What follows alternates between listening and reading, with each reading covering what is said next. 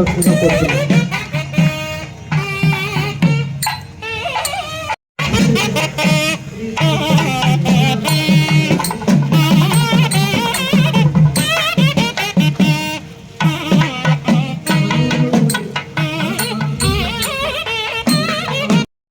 ఈ రకంగా మన నేల మీద ఉన్నటువంటి ఈ ధర్మాన్ని, మన భగవంతుని మన ప్రమేయం లేకుండా ఇచ్చినటువంటి ధర్మాన్ని ఆచరించడంలో ఎప్పుడు కూడా సిగ్గుపడద్దండి. భేషజాలకు పోతుంది. మామూలుగా నేనే ఒకసారి మన సిటీ చెప్తాను. నేను రెండోసారి ఎమ్మెల్యే 4 సార్లు పోటీ చేసిన. మొదటిసారి ఎమ్మెల్యే అయినప్పుడు నా వయసు 4 వయసు, చిన్న వయసు, తిరిగి తక్కువ ఉండదు, లేదంటే ఎక్స్పోజర్ తక్కువ ఉండదు. ఆ రోజున ఏదైనా ఇటువంటి రిలీజియస్ ప్రోగ్రామ్స్ రావాలంటే కొద్దిగా బెరుగ్గా ఉంది. అవసరమా అనే ఆలోచన ఉంది. ఇందాక స్వామిజీ మాట్లాడుతూ నా వైపు చూసి రాజకీయ పార్టీలో కూడా అని చెప్పేసారు. మన చెప్పి చెప్తున్నా రాజకీయ పార్టీగా అయితే రాజకీయ పార్టీ నాయకులుగా ఆలోచిస్తే 15 సంవత్సరాల క్రితం నేను మొదటిగా ఎమ్మెల్యే అయిన పేరుండేవాళ్ళు, అదే ఉండేవాళ్ళు, పోటీ కార్యక్రమాలు బాధలేవని కాదు.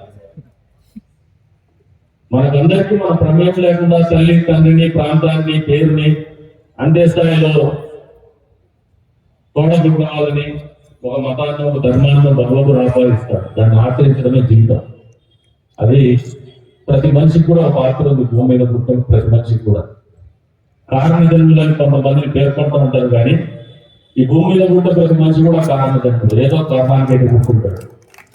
మీ ఆలోచన విధానంలో, మీ సంగ్రహణ శక్తిలో, మీ పోరాట పడుగులో ఎప్పుడైతే మీరు మెలకువలు నేర్చుకోగలుగుతారో, జీవితాన్ని సునిశ్చితంగా గమనిస్తూ ఎప్పటికప్పుడు మీ అందరూ మీరుగా మేము పోరాడాలా, నేను ప్రత్యేకంగా ఈ సమాజానికి పాటుపడాలా, 10 కోసం జీవితాన్ని గడపాలనే ఒక ఆలోచన, పరమాత్మని ఆలోచనగా మీరు స్వీకరిస్తే మాత్రమే విశిష్టమైనటువంటి వ్యక్తులుగా, కారణజన్ములుగా సమాజం చేత గుర్తించబడతారని వాస్తవాన్ని తెలుసుకోవడం సందర్భంగా తెలియజేస్తాను.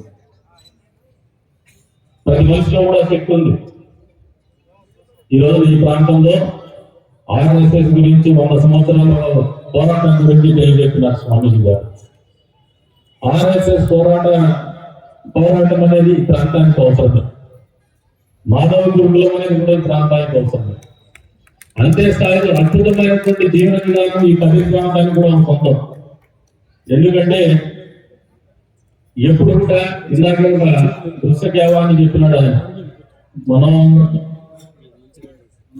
మను డాన్స్ అకాడమీ వాళ్ళు. ఒక ముస్లిం వచ్చేసి హిందువా అని రాసేటువంటి ఒక దృశ్యకావం. కానీ ఈ ప్రాంతంలో అటువంటి పరిస్థితులు లేవు. హిందూ ముస్లిం కలిసే బతుకుతాం, కలిసే వ్యాపారాలు చేసుకుంటాం, కలిసి కష్టం నష్టం కూడా పంచుకుంటాం.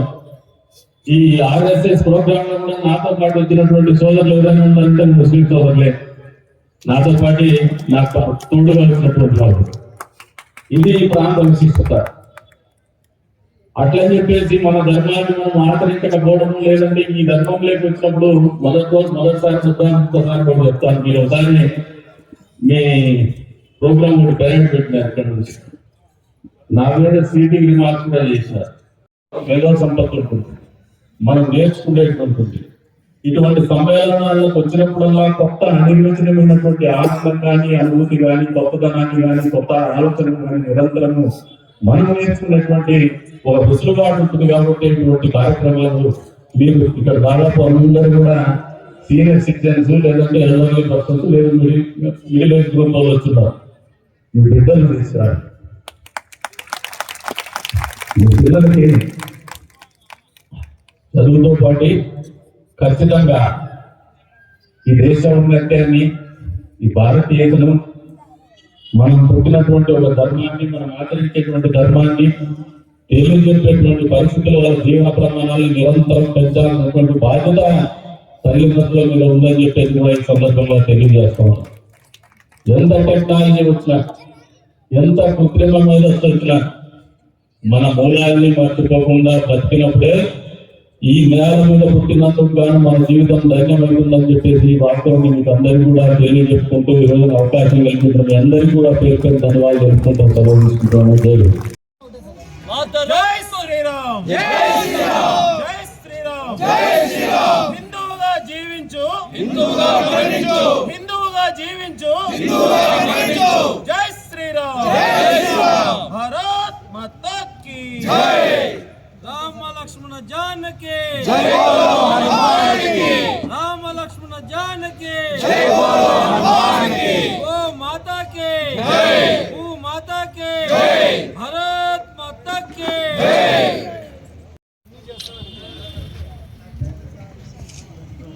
అంతా అయిపోతానే ఒక్కసారి ఆఖరిగా ప్రత్యేకంగా ధన్యవాదాలు తెలియజేస్తున్నాను. రాష్ట్రీయ కావచ్చు, ఆర్గనైజేషన్స్ కావచ్చు, ఇటువంటి హిందూ సమ్మేళనాలు నిర్వహిస్తున్నటువంటి నిర్వాహకులకు కావచ్చు, మనస్ఫూర్తిగా మా వంతు సహాయ సహకారం కానీ, మా తోడ్పాటు కానీ, మా సంఘీభావం కానీ ఎప్పుడు కూడా ఉంటుందని చెప్పేసి కూడా తెలియజేసుకుంటూ మరొకసారి ఎక్కువ ప్రోగ్రామ్ పెట్టేటట్టు సార్ చాలా మంది చదువు ఇబ్బంది పడతారు. చంద్రాయ సీతం మీకు సర్ప్రైజ్ కొడుతున్నాడు. ఇంకా పెద్ద స్వామి గారు పాపం ఆయన ఇబ్బంది లేదు, వైసీపీ లేని పాపం.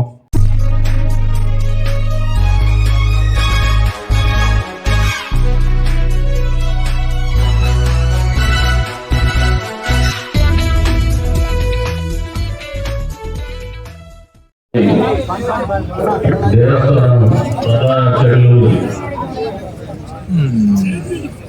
నరసింహాచార్యులు గారికి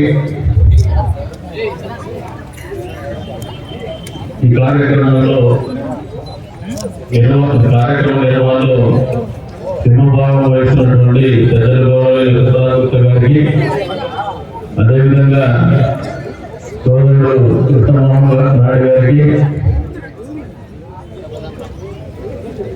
హిందూ సమాజం, హిందూ ధార్మికత, హిందూ ధర్మంగా బతికుండాలా, ఆ మూలాలను మర్చిపోకుండా నిరంతరము ఆ కార్యక్రమాన్ని నిర్వహించాలనే ఆలోచనతో ఈ రోజున విచ్చేసి వారి అమూల్యమైనటువంటి సందేశాలను అందించినటువంటి స్వామీజీ గారికి, మాత గారికి, అదేవిధంగా వేదిక ముందున్నటువంటి పెద్దలు మాజీ శాసనసభ్యులు పాఠశాల గారికి,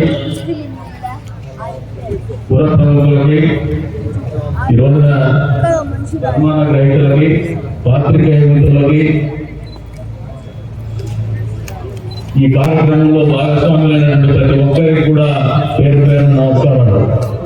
జీవితంలో వస్తున్నటువంటి మార్పులు, మనిషి అవసరాల్లో వస్తున్నటువంటి మార్పులు, దైనందిన జీవితంలో వస్తున్నటువంటి మార్పులు, ప్రపంచీకరణలో వస్తున్నటువంటి మార్పులు, ఎన్ని మార్పులు వచ్చినా కూడా మూలాలను గుర్తుంచుకోవడం అనేది ఈ హిందూ సమ్మేళనాల ముఖ్య ఉద్దేశం అని చెప్పేసి కూడా సందర్భంగా తెలియజేస్తున్నాం. ఇటువంటి సమ్మేళనాలు జరగాలి. మేము కూడా ఎప్పటికప్పుడు నేర్చుకుంటుంటాం. ఇందాక చిన్న విషయం అయినా కూడా అద్భుతంగా చెప్పారు మన రాజస్వామి గారు. పాలక మండలి కాదు, ధర్మకర్తల మండలి నిజంగా అభినందనీయ, ఆచరణీయ. ఎందుకు చెప్తున్నానంటే మాట, అది దేవుడి ఆస్థానం. అక్కడ పాలకులు ఆయనే, పరిపాలకులు ఆయనే, కేవలం సేవకులు మాత్రమే ఉంటారు అక్కడ. అందుకనే ధర్మాన్ని నిర్వహించేటువంటి భక్తులు మాత్రమే ఉంటారు. కాబట్టి నిజంగా మీ యొక్క సూచనలు మేము పరిగణలోకి తీసుకుంటాం, పై స్థాయి కూడా తెలుపుతాం, మా స్థాయిలో ఆచరణలో పెడతాం. వచ్చే రోజుల్లో 10 నరసింహస్వామి దేవస్థానంలో అని చెప్పేసి కూడా తెలియజేస్తాం. మాతాజీ గారు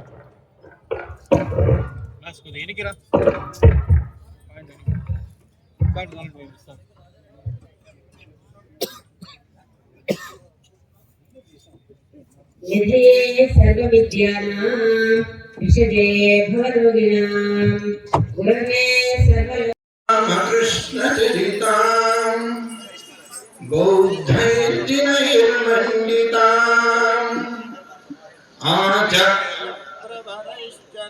ఆధ్యాత్మికతకు, అద్భుతమైనటువంటి ఆవిష్కరణలకు, అన్నింటికీ మించి ఆదర్శ జీవన విధానానికి ప్రతీకలైనటువంటి నా పూర్వ ఋషి పరంపరకు శిరస్సు వంచి నమస్కరిస్తూ, వారికి ప్రతిరూపంగా వేదిక మీద అధివసించి ఉన్నటువంటి భవ్యానంద మాతాజీకి శిరస్సు వంచి నమస్కరిస్తూ, అధ్యక్ష స్థానంలో ఉండి ఈ కార్యక్రమాన్ని ఎమ్మెల్యే గారి గురించి చెప్తూ వారికి మంచి ఆస్తిక భావాలు ఈ ధర్మం కోసం ఎంతో పరిశ్రమిస్తూ ఉన్నారు. మంచి భావజాలం ఉన్నటువంటి వ్యక్తి అని చెప్పి మన స్వామివారు వారి గురించి అలాగనే మేము కాషాయం కట్టుకున్నటువంటి సాధువులమైతే ధర్మాన్ని సమర్పిస్తూ ముందుకు సాగుతున్నటువంటి సంఘ కార్యకర్తలకు అధికారం ఆశ చూపించిన మతం మారకుండా, ధనంతో ప్రలోభపెట్టిన మతం మారకుండా మా ధర్మాన్ని వదిలిపెట్టము అన్నటువంటి సమాజంతో మీరు మతం మారతారా, మరుగుదొడ్లు కడుగుతారా అంటే మరుగుదొడ్లు కడగటానికైనా సిద్ధమే కానీ మా మతం మారము అంటే మీరు పంచమునురా, మీరు అంటరాని వారురా అని చెప్పి ఈ దేశంలోనూ ఈ ధర్మంలోనూ లేనటువంటి అంటరానితనాన్ని అంటగట్టి ఊరికి చివరన నిలబెట్టి అవమానపరిచిన